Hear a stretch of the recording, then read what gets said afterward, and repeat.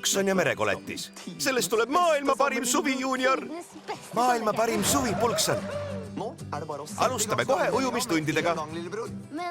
Aga kuidas me liigume? Liigume? Püsime täiesti paigal ja laseme tuulel meid kohale puhuda. Mida sa teed? Pulkson õpetab mind ujuma. See ei ole ujumine. Mul on omamoodi lähenemine. Olen Edi, tean sellest saarest kõike. Hoia minu ligi.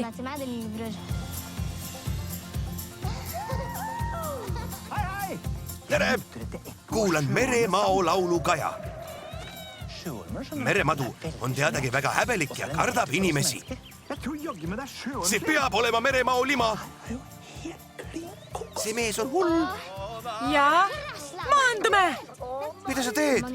Oi ei! Vaata, kui niideed saavad sipelgad vihaseks ja pissivad pulgale. Sel tüdrukul kruvid logisevad. Meil pidi kahekesi tulema maailma parim suvi. Sul võib olla rohkem kui üks parim sõber. Kuidas siis teada, kumb parim on? Näen, et veedad pigem temaga aega. Kui sa seda tobedat pulka kogu aeg kuulad, ei taha ma sinuga mängida.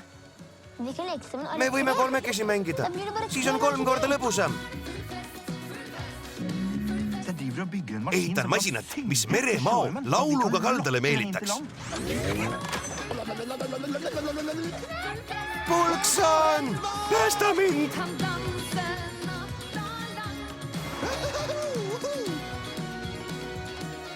Pulkson ja merekoletis.